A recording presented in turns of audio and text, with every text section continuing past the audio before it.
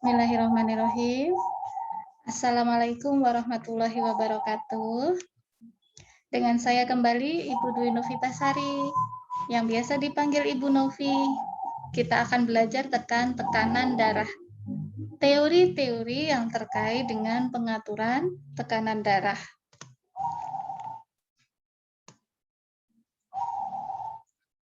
Next.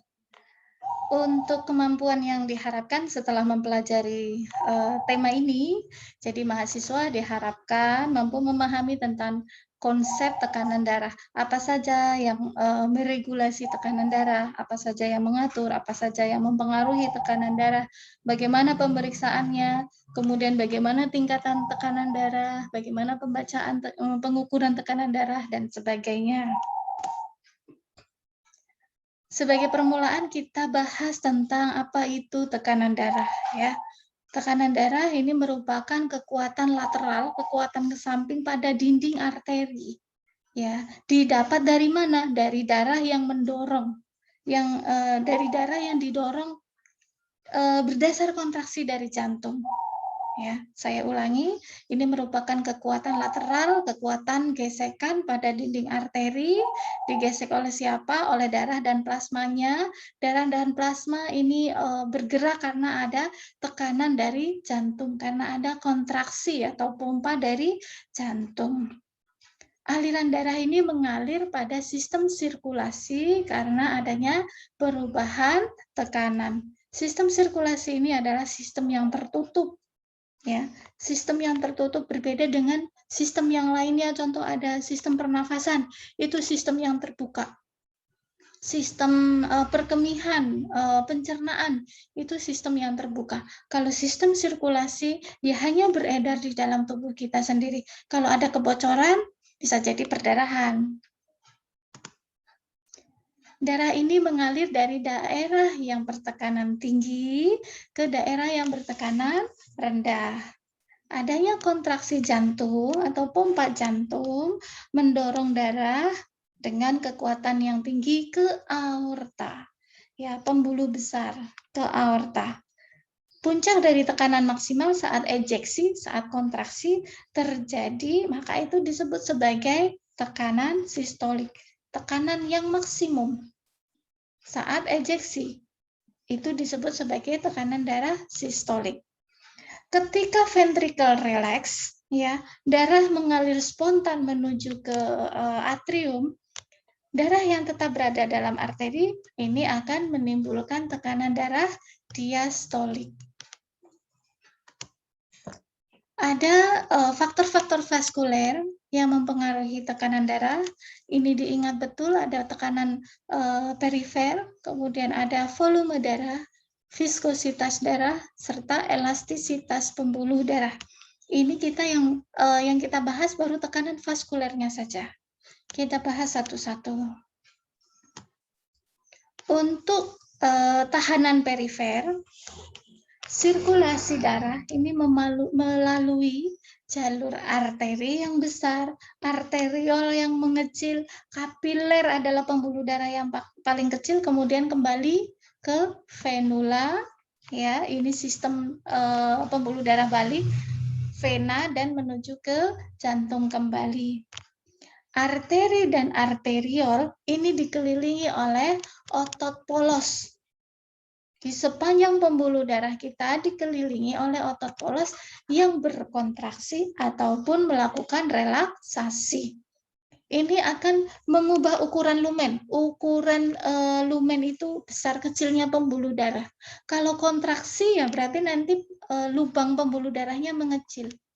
Kalau otot polosnya relaksasi, lubang pembuluh darahnya akan melebar. Nah, ukuran arteri dan arteriol berubah untuk mengatur aliran darah bagi kebutuhan jaringan lokal yang dia perdarahi. Misalnya, apabila lebih banyak darah yang dibutuhkan pada organ utama, maka arteri perifer dia harus kontraksi, harus kontriksi. Arteri perifer itu arteri yang menuju ke organ jauh. Organ utama kita apa? Ada jantung, ada otak, ada ginjal, ada paru. Itu organ utama. Apabila organ utama kita membutuhkan pasokan darah yang lebih banyak, maka arteri-arteri perifer, arteri yang ke kaki, ke tangan, itu akan melakukan kontriksi supaya peredaran darah yang dianggap organ kurang vital ya menjadi berkurang. Darah dipompa utama ke organ-organ vital. Selanjutnya ada faktor volume darah. Dalam sistem vaskuler, normalnya volume darah kita itu tetap konstan dinamis. Ya. Volume darah kita dijaga tetap konstan dinamis. Jika volume meningkat, maka tekanan terhadap dinding arteri juga akan meningkat.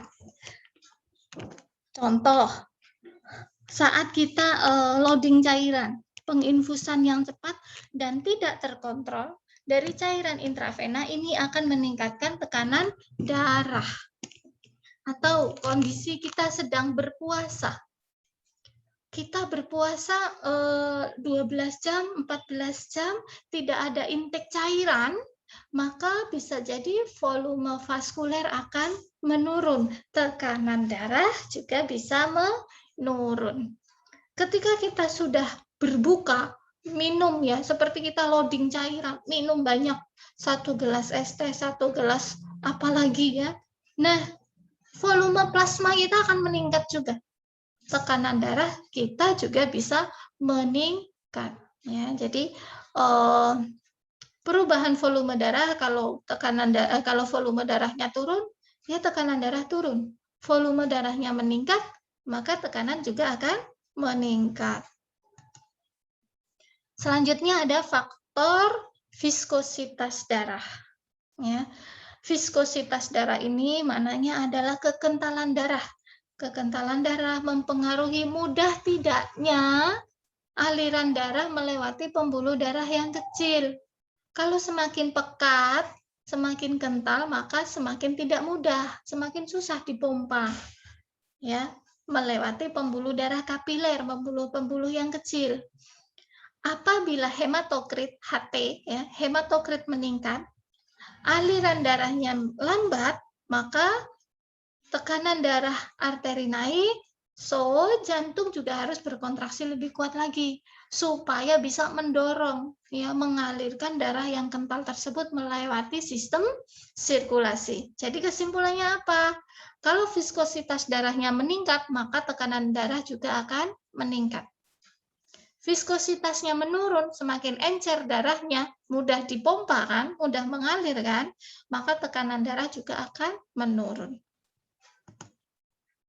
Berikutnya ada elastisitas pembuluh darah. Menurunnya elastisitas terdapat tahanan yang lebih besar pada aliran darah, akibatnya bila ventrikel kiri mengejeksikan volume sekucuk, maka pembuluh ini tidak dapat lagi memberi tekanan. Mudahnya begini, elastisitas pembuluh darah itu membesar atau mengecilnya lumen pembuluh darah. Semakin meningkat elastisitas, jadi semakin melar, semakin lebar pembuluh darahnya, maka ventrikel kirinya akan semakin mudah untuk memompa darah. Ya, tekanan darah akan menurun. Kebalikan, ini yang di sini adalah kebalikan. Menurunnya elastisitas, maka semakin kaku, ya, semakin rigid pembuluh darah, maka ventrikel kiri atau jantung akan mengejeksikan volume sekuncupnya akan semakin berat, tekanan darahnya juga akan semakin meningkat. Oke, tadi kita bahas tentang faktor vaskuler. Saya ulangi lagi, apa saja kesimpulan dari faktor vaskuler? Ya, kembali ke slide awal, ada tekanan perifer, ini terjadi karena pembuluh darah dikelilingi oleh skeletal, oleh muskulo ya, oleh otot-otot, otot polos maupun otot yang sadar. Kalau tekanan perifer ini meningkat, maka tekanan darah juga meningkat. Next, volume darah. Volume darah memang dijaga konstan dinamis, tetapi ada suatu saat volume darah juga meningkat, ada volume darah menurun, ya misal ada perdarahan, ada kebocoran dari sistem sirkulasi. Kalau volume darah meningkat, maka tekanan darah akan meningkat. Viskositas darah, apa tadi? Terkait dengan kekentalan, ya, kekentalan plasma darah, cairan darah kita. Kalau semakin kental, maka tekanan darah juga akan semakin meningkat. Semakin encer, tekanan darah juga akan semakin menurun. Yang terakhir adalah elastisitas. Tadi, mudahnya dia berdilatasi atau berkontriksi. Dilatasi itu melebar, kontriksi itu mengecil. Ya, kalau elastisitasnya meningkat, jadi dia lebih mudah melar, tekanan darah akan menurun. Kalau dia elastisitasnya menurun, ya, jadi dia kaku pembuluh darahnya, maka tekanan darah akan meningkat. Paham ya faktor-faktor vaskuler yang mempengaruhi tekanan darah. Next. Ini yang terkait dengan faktor non-vaskuler. Ya, banyak teori yang menyebutkan faktor non-vaskuler. Ada usia, jenis kelamin, ada stres, medikasi, ada banyak lagi ya. Bisa dicari di banyak teori, banyak buku. Saya fokus ke sini saja dulu. Terkait dengan usia, ya, perubahan anatomi seiring bertambahnya usia ini akan menurunkan elastisitas, ya, menurunkan mudah tidaknya pembuluh darah melar atau dia kaku, elastisitas pembuluh darah arteri perifer. Sehingga efeknya akan meningkatkan resistensi atau tahanan pembuluh darah perifer. Saya ulangi, usia akan menurunkan elastisitas. Gampangnya, usia akan membuat pembuluh darah kaku. Ya, menurunkan elastisitas itu membuat pembuluh darah kaku. Sehingga resistensi perifer juga akan meningkat. Kalau pembuluh darahnya kaku, resistensi meningkat, maka apa akibatnya? Tekanan darah akan meningkat. Ya, terjadi peningkatan tekanan perifer akan meningkatkan tekanan darah. Selanjutnya ada faktor non-vaskuler yang kedua, yaitu jenis kelamin. Walaupun secara klinis tidak ada perbedaan yang signifikan antara tekanan darah laki-laki dan perempuan, biasanya wanita umumnya memiliki tekanan darah yang lebih rendah pada tingkat usia yang sama. Hal ini cenderung akibat dari variasi hormon. Tetapi ketika wanita mulai menopause, penurunan hormon-hormon estrogen, ya, umumnya wanita memiliki tekanan darah yang lebih tinggi dari sebelumnya, dari usia reproduktif. Kemudian ada faktor stres, baik stres fisik maupun stres emosi, ya, psikologis. Ada ansietas, ada kecemasan, ada takut, ada nyeri, ya, stres emosi. Ini mengakibatkan stimulasi sistem saraf simpatis. Kita nanti akan belajar ini sistem saraf simpatis dan parasimpatis. Adanya stres akan menstimulasi saraf simpatis, yang ini akan meningkatkan frekuensi denyut, ya, kemudian meningkatkan curah jantung, ya, meningkatkan tahanan perifer, sehingga efek dari sistem saraf simpatik itu untuk meningkatkan tekanan darah. Adanya stres, aktivasi sistem saraf simpatis, meningkatkan frekuensi kontraksi jantung untuk mengeluarkan plasma darah, ya, volume sekuncupnya, curah jantungnya meningkat, tekanan perifernya meningkat, maka akan meningkatkan tekanan darah. Itu untuk faktor-faktor non-vaskuler yang mempengaruhi tekanan darah. Yang terakhir terkait dengan medikasi. Ada banyak medikasi yang secara langsung maupun tidak langsung mempengaruhi tekanan darah. Contohnya diuretik dan vasodilator. Diuretik itu membuat diuresis, ya, membuat kencing yang banyak. Dengan urin yang banyak, maka apa yang terjadi? Volume plasma akan menurun. Ingat kembali, faktor vaskuler yang mempengaruhi tekanan darah. Ketika volume plasma menurun, maka tekanan darah akan menurun. Kemudian ada vasodilator. Ada vasodilator, itu yang menyebabkan melebarnya pembuluh darah. Vasodilatasi pembuluh darah. Ya, itu juga terkait pada faktor vaskuler yang mempengaruhi tekanan darah. Elastisitas pembuluh darah. Ketika dia semakin melebar, semakin berdilatasi pembuluh darahnya, maka tadi apa efeknya pada tekanan darah? Akan menurunkan tekanan darah. Jadi ini ada medikasi yang terkait dengan diuretik, vasodilator, ya, itu akan menurunkan tekanan darah.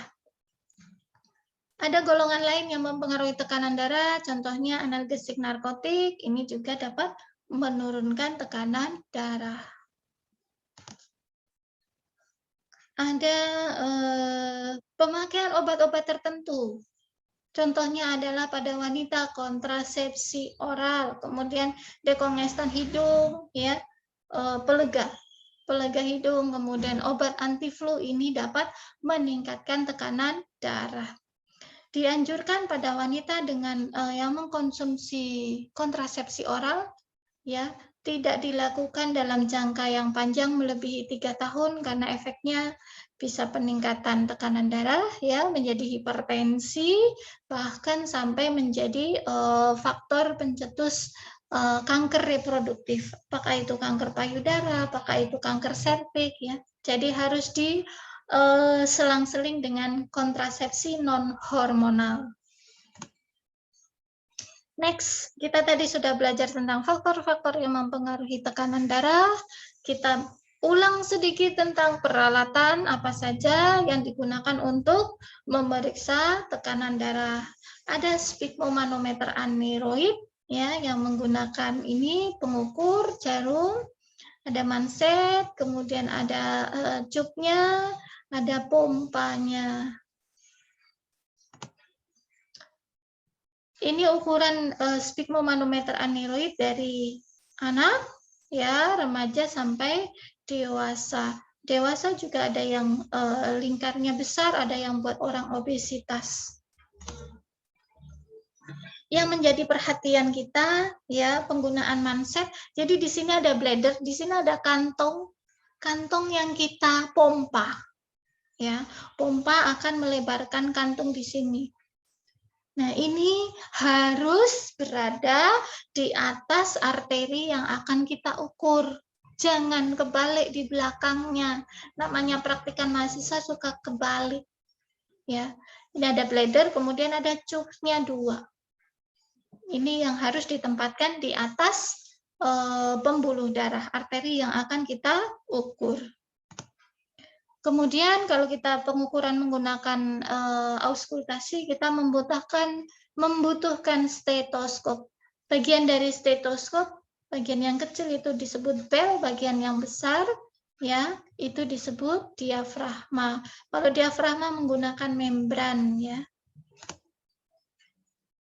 Nah, diafragma ini untuk mendengarkan suara yang keras. Ya, contohnya suara nafas, suara bising usus, jantung. Kemudian kalau yang bel bagian kecil ini untuk mendengarkan suara yang lembut. Ya. Suara yang lembut bisa jadi ada suara tambahan jantung, ya, suara tambahan pembuluh darah, ini bisa kita dengar dengan bel, dan ini bisa diputar untuk memastikan aliran gelombang suaranya. Hindari, ya, memegang ketika kita sedang mendengar. Hindari memegang cupnya, selang. Karena ini hantaran udaranya dilewatkan dari sini, hantaran gelombang suaranya dilewatkan dari sini. Kalau kita pegang berarti kita ngedep suaranya, gelombang suaranya. Ini yang kita tempelkan di telinga kanan dan kiri. Pastikan mereka bersih. Kalau ini digunakan bersamaan, pastikan nih earplug-nya di desinfektan, kemudian membran diafragma dan belnya juga didesinfektan supaya tidak menyebabkan infeksi silang. Bagaimana cara pemeriksaan tekanan darah? Ya, ini bisa diukur dengan sphygmomanometer aneroid, air aksa digital, ya, satuannya adalah milimeter Hg. Ukuran manset ini berpengaruh terhadap besar kecilnya nilai tekanan darah, ya. Ukuran manset terbaik melingkari 80% lengan atas. Ya, kemudian ini terbukti secara klinis bahwa ukuran manset yang terlalu kecil menyebabkan nilai tekanan darah meningkat dari yang seharusnya. Dan sebaliknya, ukuran manset yang terlalu besar akan menurunkan nilai tekanan darah yang seharusnya. Ada dua hal yang perlu dicatat saat melakukan pengukuran tekanan darah, yaitu ada tekanan darah sistolik dan tekanan darah diastolik. Sistolik adalah bunyi Korotkov pertama, diastolik adalah bunyi terakhir yang kita dengarkan. Toleransi pada lansia, kemungkinan kulit lansia ini mudah luka, sehingga manset tidak terlalu ketat, sesuai dengan standar. 2 cm bisa kita longgarkan. Kemudian tanyakan apakah lansia mengkonsumsi obat antihipertensi, kapan terakhir kali mengkonsumsi. Jangan mengukur tekanan darah ketika obat antihipertensi ini lagi mencapai peak season-nya. Kalau mengukur tekanan darah real pada lansia tersebut. Obat-obatan antihipertensi yang lama dan baroreseptor yang tidak efisien ini bisa menyebabkan hipotensi ortostatik. Ya, hipotensi ortostatik timbul karena perubahan posisi. Maka ukur tekanan darah pada beragam posisi dengan tidur, duduk, berdiri. Yang hasilnya seharusnya tidak ada perubahan tekanan darah. Pemasangan manset yang benar, ya, ini berada di atas bladder dan cup berada di atas arteri yang akan kita ukur, ya, panjangnya sekitar 80% dari lengan atas kita. Pengukuran yang benar, ini pengukuran dengan manset yang lebih kecil, ini bisa meningkatkan tekanan darah dari yang seharusnya. Pengukuran dengan manset yang terlalu besar, ini akan menurunkan tekanan darah dari hasil yang seharusnya. Kita belajar sedikit tentang bunyi Korotkov jantung. Bunyi Korotkov itu ada 5. 1, 2, 3, 4, 5. Bunyi Korotkov ini adalah bunyi yang pertama, Korotkov 1. Bunyi yang pertama terdengar setelah tekanan darah, tekanan cuf, ya, kita turunkan setelah kita buka bladdernya. Ini disebut sebagai tekanan sistolik. Kemudian Korotkov 2, perubahan kualitas bunyi menjadi bunyi berdesir. Korotkov 3, bunyi yang tambah jelas dan keras. Ini sangat mudah dikenali. Bunyi Korotkov 4 mulai menurun. Bunyi Korotkov 5 adalah hilangnya seluruh tekanan darah pada cuf, ya. Kemudian ini adalah menjadi bunyi yang terakhir. Disebut sebagai tekanan darah diastolik. Kalian bisa membedakan mana Korotkov 1, 2, ya, berdesir, 3 jelas yang keras. Kemudian ini mulai turun sampai bunyi yang terakhir. Kalian bisa mendeteksi bunyi Korotkov 1 sampai 5 saat pengukuran tekanan darah. Cara pemeriksaan seperti biasa, kita kontrak, jelaskan tindakan, siapkan peralatan, atur posisi, ya, lengan bebas, rileks, ya, bisa juga bebaskan dari pakaian, kemudian pasang manset, ya, kira-kira 2,5 sampai 5 cm di atas siku, tidak terlalu ketat. Ya, ini penempatan manset yang benar. Kemudian kita cari palpasi mana nadi radialisnya, mana nadi brachialisnya. Kalau ini penempatan manset di paha, kenapa pengukuran di paha? Ya kalau tidak punya lengan, kita pakai paha. Atau sedang mengukur ABI. ABI itu untuk pengukuran sirkulasi perifer ke kaki bagus apa tidak. Ya, ankle brachial index. Banyak dilakukan pada penderita diabetes untuk memastikan sirkulasi ke bawahnya lancar atau tidak. Tempatkan lengan pasien sedemikian rupa sehingga posisinya sedikit fleksi, lengan bawah supinasi. Lengan bawah supinasi itu untuk memudahkan kita mendeteksi, mengukur, mempalpasi nadi radialis. Cari nadi brachialis, ya, pasang stetoskop di atasnya. Kemudian palpasi nadi radialis. Nadi radialis ini penting sekali. Tangan kiri Anda kalau Anda tidak kidal, ya. Tangan kiri Anda harus mempalpasi nadi radialis. Ini saya bicara Anda tidak kidal. Tangan kanan memompa, ya enggak? Tangan kanan memompa, tangan kiri palpasi nadi radialis. Ini sebagai batas pompa. Jangan ngasal, saya mau pompa sampai sekian ratus. Jangan ngasal, ada ilmunya. Ya, ilmunya bagaimana? Palpasi arteri radialis. Kita pompa, kemudian kalau nadi radialisnya sudah berhenti, maka tambah 30 mm. Ya, saya ulangi, kita kan pompa tangan kanan, tangan kiri mempalpasi nadi radialis. Setelah tangan kirinya tidak merasakan lagi denyut nadi radialis, maka tangan kanan tetap memompa sampai ditambah 30 mm Hg. Dari posisi berhentinya tadi denyutan pada arteri nadi radialis. Itu ilmunya. Ya, jangan asal memompa batas atas. Itu namanya orang nggak paham ilmu. Ulangi. Yang saya pastikan di sini ya, pompa manset sampai nadi radialis berhenti, berdenyut. Tambah 30.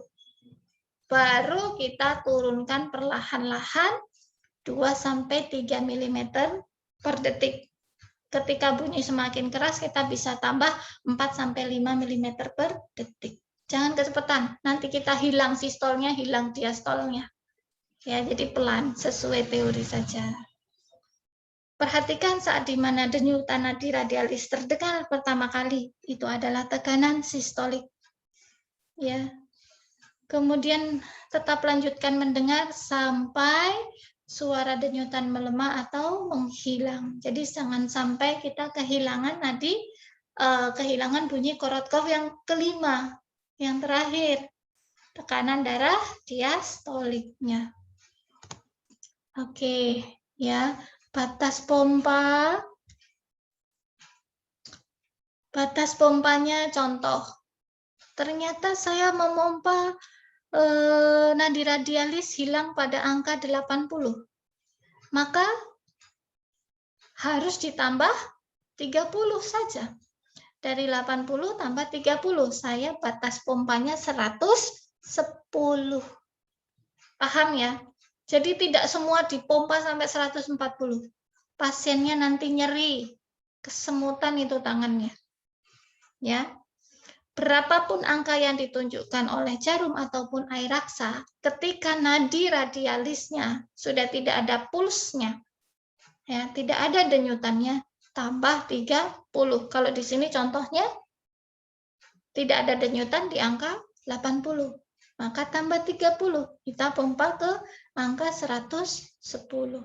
Bagaimana kalau itu berhentinya di 160? Ya ditambah. Ketika hilang di angka 160, kita harus pompa sampai 190. Paham ya? Oke, good. Ini klasifikasi tekanan darah menurut AHA, American Heart Association. Ya, normal kurang dari 120 sampai diastoliknya kurang dari 80. Ini untuk usia dewasa. Bukan lansia, bukan anak, bukan remaja. Akan berbeda lagi anak dan lansia. Ini usia dewasa. Prehipertensi 120, 129. Sistolik, diastolik kurang 80. Hipertensi stage 1, hipertensi stage 2, ya.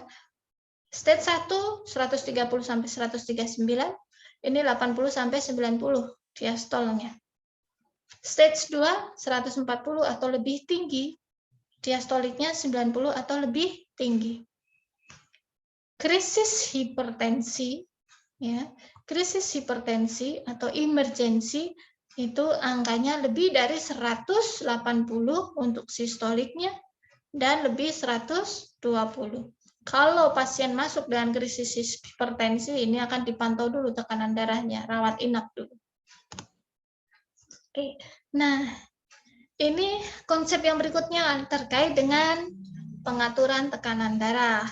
Pengaturan tekanan darah mudah dipelajari. Ada short term, ada long term, ada pengaturan jangka pendek dan pengaturan jangka panjang. Kita bahas satu-satu. Untuk pengaturan jangka pendek, ini yang termasuk adalah refleks baroreseptor dan pergantian cairan. Fluid shift, ya, pergeseran cairan. Untuk refleks baroreseptor, kita mempunyai reseptor yang sensitif terhadap perubahan MAP, perubahan tekanan darah. Ada 2 lokasi reseptornya. Ada di lengkung aorta, ya, aortic arch baroreseptor, ini di lengkung aorta, dan ada di sinus karotid. Sinus karotid di leher, baik kanan maupun kiri. Nah, ini dari lokasi baroreseptor. Bagaimana refleksnya itu? Mari kita lihat. Ya, jadi refleks baroreseptor intinya adalah apakah dia akan aktivasi sistem saraf simpatik ataupun sistem saraf parasimpatis. Ini yang saya kasih contoh adalah refleks baroreseptor ketika tekanan darah turun. Ketika tekanan darah turun, ya, ada perubahan tekanan darah. Ini akan dibaca oleh reseptor baroreseptor, baik itu di sinus karotid maupun di lengkung aorta. Akan menyebabkan berhentinya komunikasi antar sel sampai kepada pusat pusat kardiovaskuler di otak. Nah, di otak akan memerintahkan aktivasi, tingkatkan aktivitas saraf simpatis. Ini kondisi tekanan darah turun. Tingkatkan aktivitas saraf simpatik, kardiak, dan vasokonstriktor. Serta yang satu lagi, kebalikannya, turunkan aktivitas saraf parasimpatik. Tekanan darah turun, dibaca oleh baroreseptor sampai ke pusat kontrol di otak. Otak memerintahkan aktifkan, ya, saraf simpatis, turunkan saraf parasimpatis. Dengan aktifnya sistem saraf simpatis, efeknya tingkatkan heart rate, ya, kemudian stroke volume juga ditingkatkan, vasokonstriksi, ya, dikecilkan pembuluh darah, baik itu arteriolar maupun venanya, sehingga akan meningkatkan cardiac output Ya, meningkatkan cardiac output, meningkatkan resistensi perifer. Ingat kembali faktor vaskuler yang faktor vaskuler yang mempengaruhi tekanan darah. Ketika ada vasokonstriksi, ketika ada peningkatan stroke volume, peningkatan heart rate, peningkatan resistensi perifer, maka akan meningkatkan tekanan darah. Dari kondisi tekanan darah turun, dia akan menjadi normal. So, apa poinnya? Ya, ketika ada perubahan tekanan darah akan dibaca oleh baroreseptor. Tergantung tekanan darahnya turun atau meningkat. Di slide ini tekanan darah turun, dibaca oleh baroreseptor sampai ke pusat kontrol di otak. Otak memerintahkan sistem saraf simpatis untuk meningkatkan aktivitasnya. Aktivitas sistem saraf simpatik itu akan meningkatkan tekanan darah. Gampang ya? Oke. Simulasi yang berikutnya. Jadi kalau tadi kita sudah belajar tentang aktivasi sistem saraf simpatis, efeknya apa saja? Dari slide sebelumnya, di sini juga ada aktivasi sistem saraf simpatis, tingkatkan heart rate. Ya, tingkatkan kontraksi jantung, vasokonstriksi arteriola, vasokonstriksi vena, ya. Ini adalah efek dari sistem saraf simpatis. Peningkatan heart rate, meningkatkan cardiac output, tekanan darah meningkat. Peningkatan kontraksi, maka akan meningkatkan stroke volume. Meningkatkan cardiac output, tekanan darah meningkat. Vasokonstriksi arteriola, peningkatan resistensi perifer, tekanan darah meningkat. Vasokonstriksi vena, akibatnya peningkatan venous return, kemudian stroke volume meningkat, cardiac output meningkat, tekanan darah meningkat. Gampang kan? Aktivasi sistem saraf simpatik intinya meningkatkan tekanan darah. Dan kebalikannya, aktivasi sistem saraf parasimpatis. Ya, aktivasi sistem saraf parasimpatis akan menurunkan heart rate, menurunkan cardiac output, menurunkan tekanan darah. Ya, stimulusnya berbeda. Ketika kita membutuhkan aktivasi sistem saraf parasimpatis, itu terjadi ketika tekanan darah kita tinggi. Overloading cairan, ya, turunkan heart rate, turunkan cardiac output agar menurunkan tekanan darah, karena kita dengan loading cairan yang kebelabasan, tekanan darah kita tinggi. Jadi harus dikembalikan lagi ke kondisi konstan dinamis, homeostasis harus kembali. Ya. Jadi ini stimulusnya, kalau aktivasi sistem saraf simpatis itu stimulusnya adalah penurunan tekanan darah, bisa karena perdarahan hebat, ya, dehidrasi berat, itu akan menurunkan tekanan darah. Sehingga kita memerlukan aktivitas dari sistem saraf simpatis.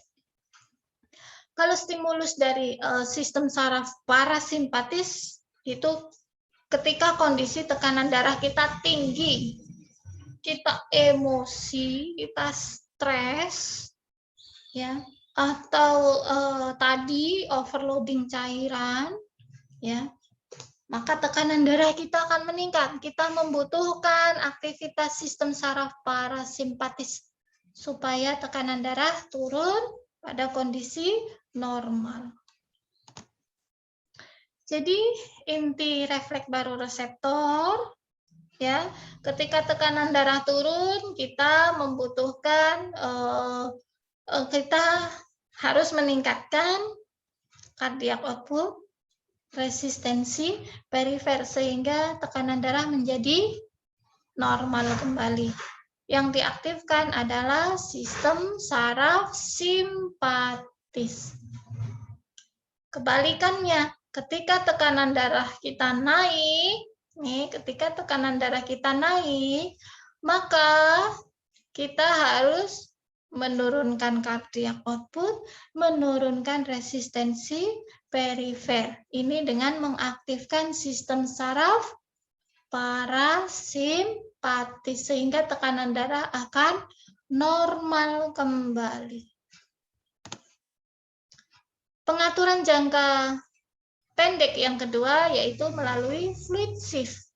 Fluid shift ya, pergantian, pergeseran cairan. Kita review sedikit tentang kompartemen cairan. Kompartemen cairan ruang ya. Kompartemen itu ruang. Kompartemen cairan dalam tubuh kita ada 3 bagian. Intraseluler berada di dalam sel, intravaskuler intersisial ini di sela-sela sel. Di ruang antar sel 1 dengan sel 2 itu adalah intersisial.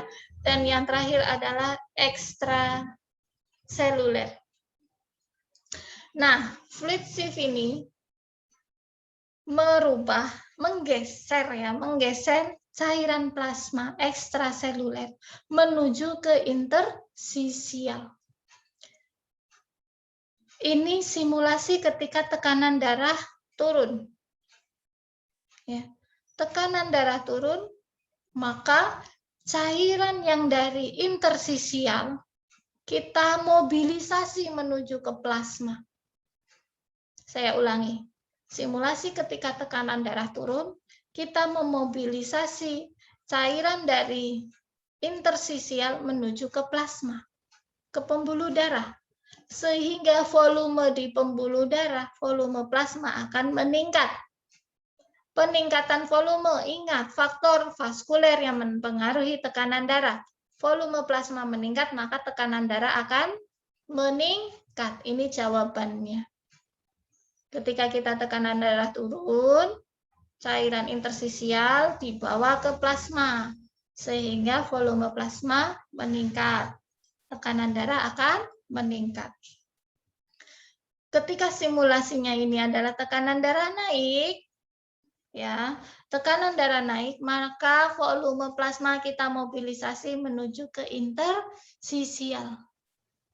Volume plasma turun, tekanan darah akan turun menuju normal. Berikutnya ada pengaturan jangka panjang. Pengaturan jangka panjang ini melalui ginjal dan melalui respon rasa haus. Ginjal itu untuk mengontrol urin output. Kalau rasa haus ini untuk mengontrol intake cairan. Mengingatkan sedikit tentang fungsi ginjal, ya, yang saya tanda merah ini menjaga volume plasma yang tepat untuk menjaga tekanan darah. Ya, volume plasma diatur dengan pengeluaran urin, ya, atau menurunkan produksi urin. Nah, jadi cara ginjal mengatur tekanan darah melalui 2 hal. Ya. Menentukan laju filtrasi glomerulus dan reabsorpsi natrium. Reabsorpsi natrium ini dilakukan di tubulus nefron, tubulus distal nefron. Nefron adalah unit fungsional dari ginjal. Kapan ada efek vasokonstriksi? Ketika tekanan darah turun. Ya, ketika tekanan darah turun, maka arteriola aferen itu yang masuk ke glomerulus melakukan vasokonstriksi. Dengan adanya efek vasokonstriksi, maka di glomerulus juga akan terpengaruhi. Filtrasi glomerulus akan menurun. Laju filtrasi glomerulus yang menurun akan menurunkan produksi urin output.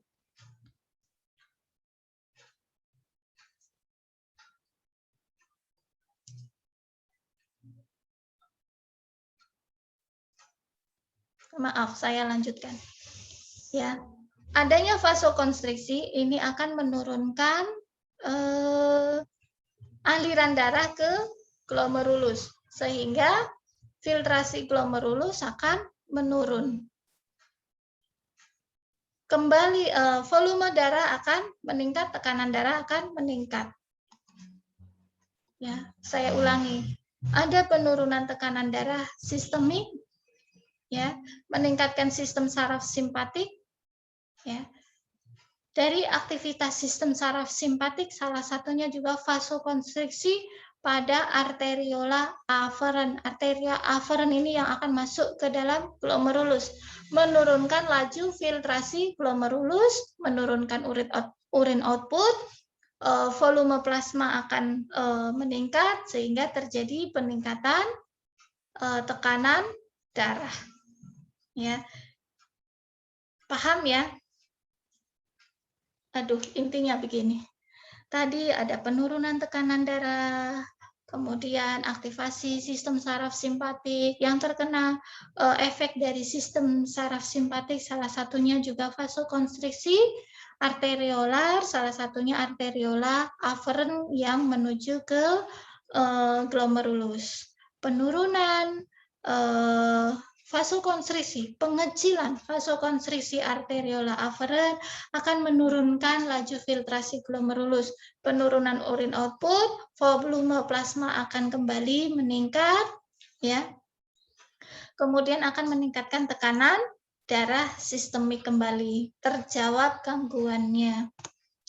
Kemudian kebalikannya, ketika ada peningkatan tekanan darah, ya, ini ada peningkatan tekanan darah. Kalau tadi adalah masalahnya penurunan tekanan darah.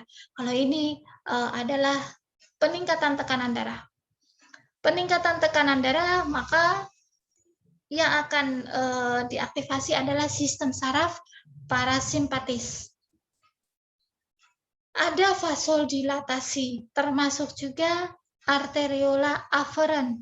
Vasodilatasi arteriola aferen akan meningkatkan volume di glomerulus, maka terjadi peningkatan filtrasi glomerulus. Urin yang diproduksi akan banyak. Plasma akan menurun karena banyak dibuang menuju ke urin. Cairan banyak dibuang sebagai urin. Sehingga cairan yang diserap kembali ke plasma akan menurun. Terjadi penurunan volume plasma, maka tekanan darah akan menurun kembali ke normal. Ini skematiknya. Ada peningkatan tekanan darah, ya, dideteksi oleh baroreseptor, aktivasi sistem saraf parasimpatis. Aktivasi sistem saraf simpatis akan menyebabkan vasodilatasi, termasuk di arteriola aferen, meningkatkan laju filtrasi glomerulus, peningkatan urin output, ya, volume plasma menurun, penurunan tekanan darah, kembali ke normal. Yang perlu diingat, fungsi yang kedua dari ginjal, kita tadi sudah bicara tentang filtrasi glomerulus. Fungsi yang kedua adalah pengaturan natrium, di mana natrium akan mengikuti air dan sebaliknya air mengikuti natrium. Ya, penyesuaian jumlah natrium atau garam yang diekskresikan di urin itu dilakukan oleh ginjal melalui filtrasi glomerulus dan melalui reabsorpsi natrium di tubulus distal. Reabsorpsi natrium di tubulus distal ini dipengaruhi oleh hormon. Keseimbangan garam terhadap cairan, ya. Kita natrium menentukan 90% aktivitas tekanan osmotik. Pemasukan harus setara dengan pengeluaran. Aktivitasnya, ya, keseimbangan garam ini diatur oleh hormon yaitu aldosteron. Aldosteron aktivasinya mulai dari renin. Disingkatnya renin angiotensil aldosteron. Begini cerita dari absorpsi natrium. Ini adalah lumen dari nefron. Kemudian natrium yang berada di lumen ini diserap melalui natrium channel, melalui pintunya menuju ke sel di tubular, yang mengelilingi nefron akan dibawa ke cairan interstisial untuk masuk ke dalam pembuluh darah. Ya, pembuluh darahnya adalah kapileri peritubular. Kapiler yang berada mengelilingi sepanjang tubulus dari nefron. Jadi, ini natrium di dalam lumen nefron dibawa ke sel tubular, dibawa ke cairan interstisial, masuk ke kapiler. Proses ini dipengaruhi oleh hormon aldosteron. Ketika ada penurunan natrium di plasma, ini bisa menyebabkan terjadi penurunan tekanan darah atrial.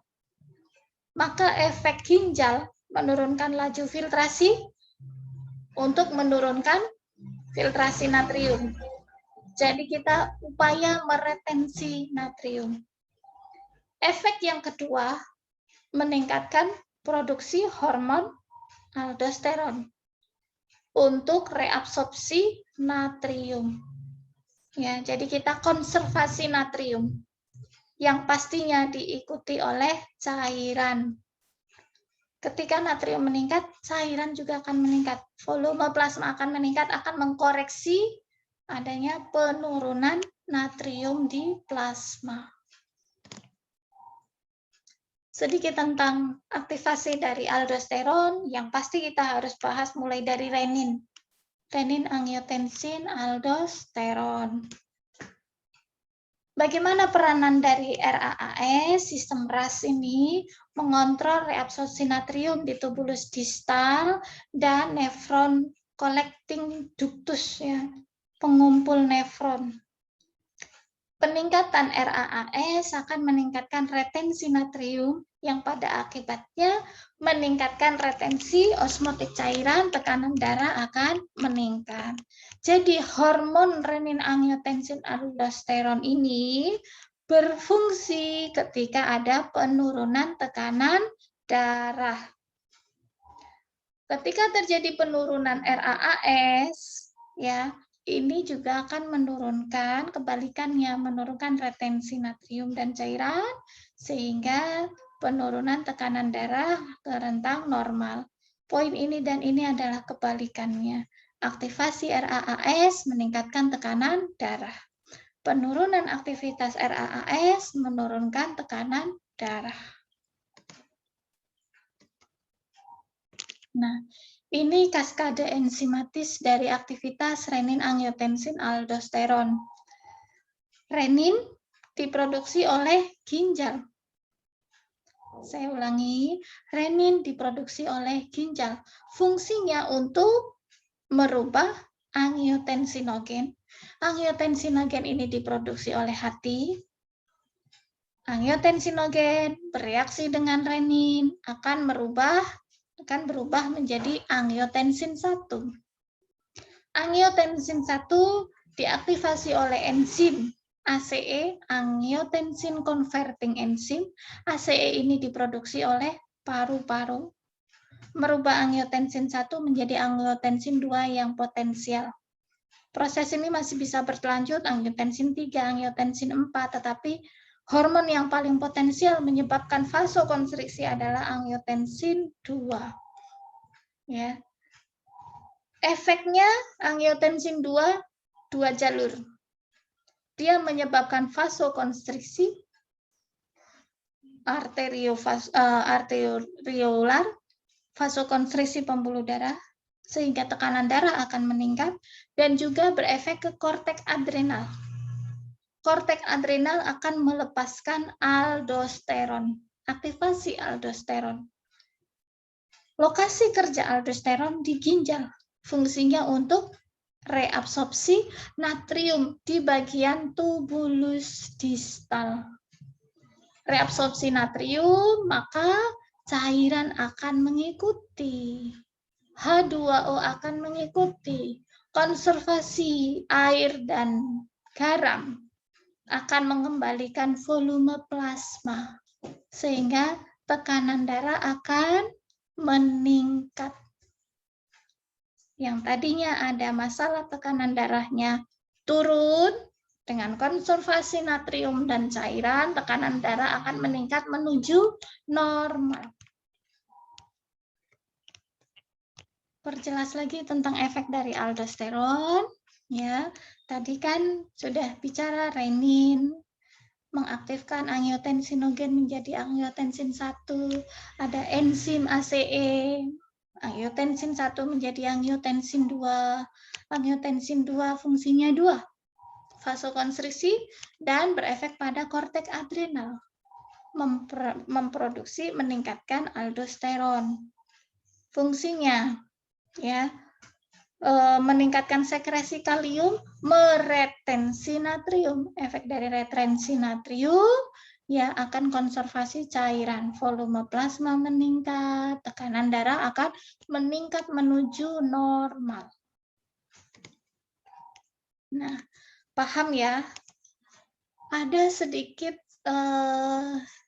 saya tambahkan di sini adalah vasopresin. Vasopresin ini diproduksi di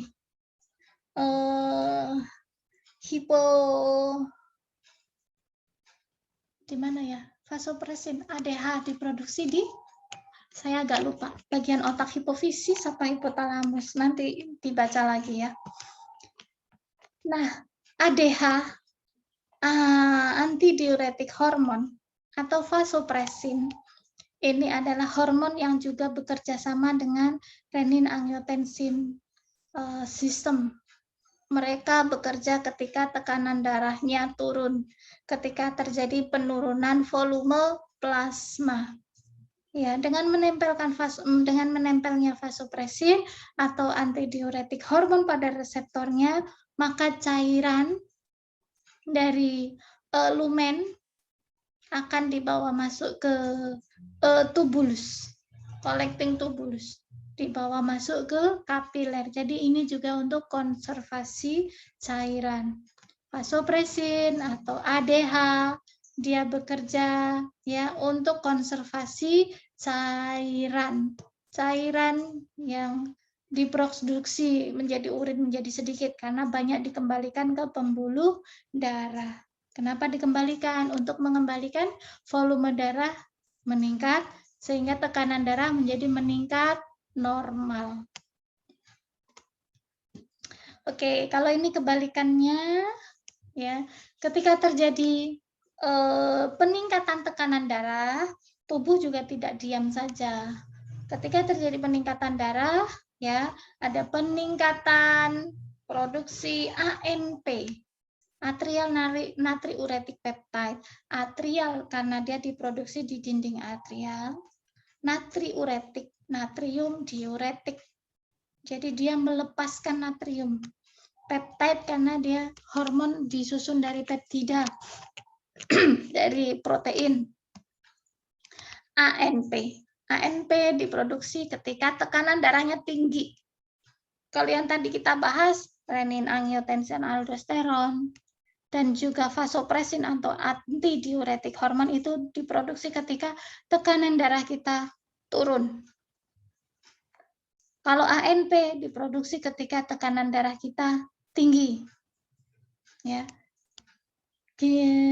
Atrial jantung melepaskan ANP ini untuk menurunkan reabsorpsi natrium klorida di ginjal. Jadi dia melepaskan natrium, natriuresis, melepaskan natrium dan klorida ke urin. Ketika natrium dilepaskan, maka air juga ikut dilepaskan. Produksi urinnya meningkat banyak. Terjadi penurunan volume plasma, maka akan terjadi penurunan tekanan darah juga. Terjadi penurunan tekanan darah menuju normal.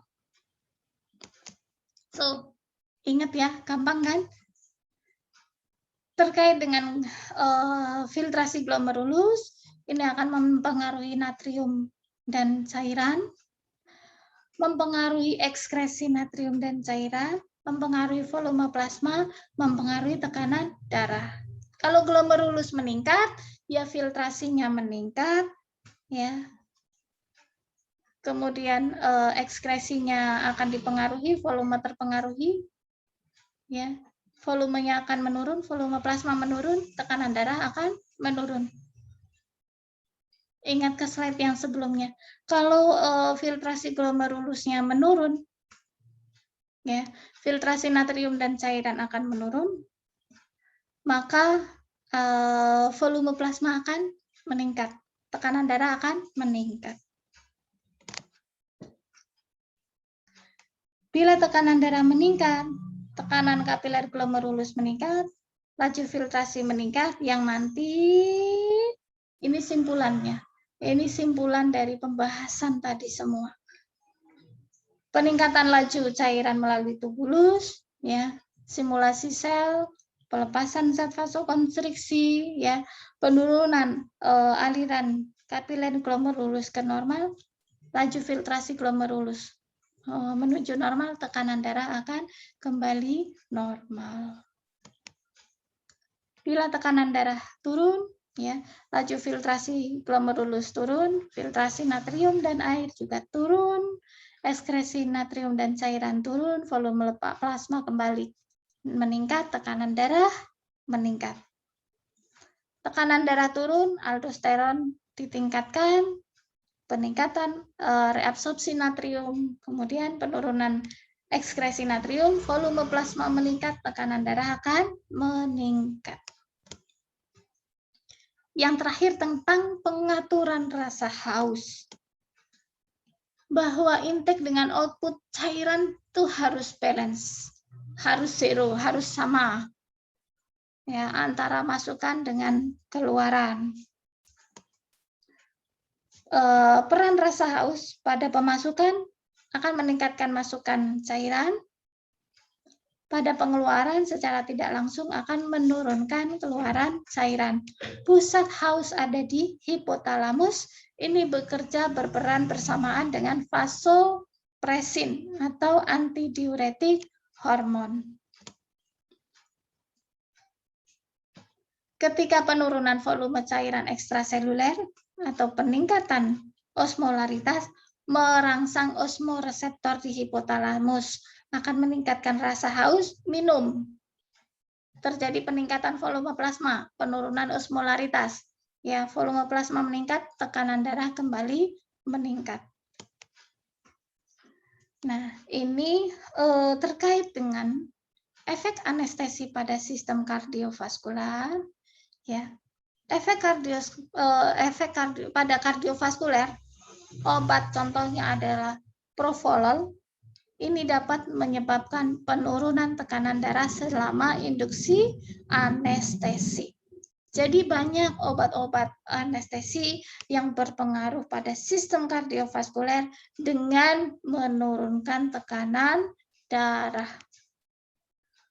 Propofol ini